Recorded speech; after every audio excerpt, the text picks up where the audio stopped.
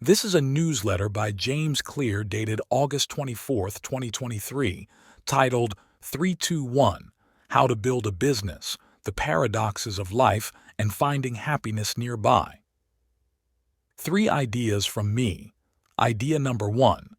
People often think that something far off will make them happy. That moving to a new place or getting a different job or meeting someone new will change how they feel. But happiness will always be withheld if you believe it is somewhere else. The secret is to find happiness in the people and places that are close to you. See the beauty in the things that are nearby. Idea number 2. Who does the work? Who bears the consequences? Who reaps the rewards? When the incentives are aligned, it's the same person. Idea number 3. One way I think about my writing. My approach is to empower, not to prescribe. I'm not interested in telling you which habits you should build or which choices you should make. You know what works for your life and circumstances better than I ever could. Instead, I want to equip and empower you with ideas and strategies so you can make your own choices and do the things you want to do. I'll give you the hammer, you decide where to drive the nail. 2 quotes from others. Quote number 1.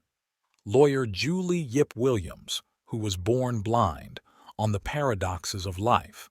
I do not have the answer to the question of why, at least not now and not in this life.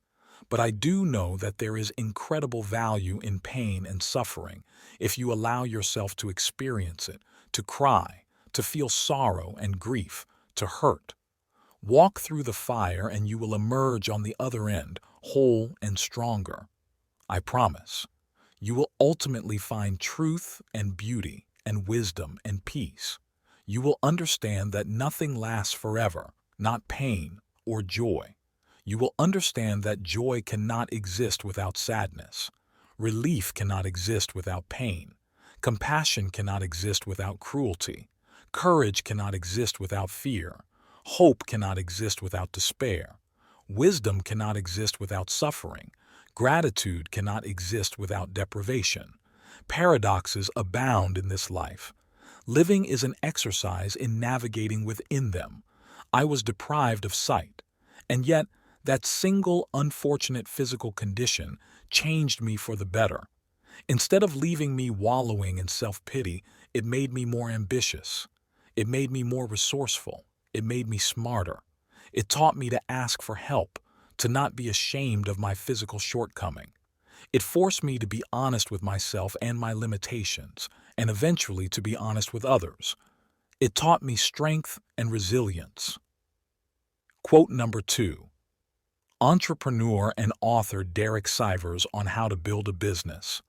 Never forget that absolutely everything you do is for your customers. Make every decision, even decisions about whether to expand the business, raise money, or promote someone, according to what's best for your customers. If you're ever unsure what to prioritize, just ask your customers the open-ended question, how can I best help you now? Then focus on satisfying those requests. It's counterintuitive, but the way to grow your business is to focus entirely on your existing customers. Just thrill them, and they'll tell everyone. 1 question for you. 2 questions at the center of improvement. How quickly can you get started? How quickly can you learn from your mistakes? Until next week, James Clear. That's the end of this newsletter. Thank you for listening. Please follow us for more curated content.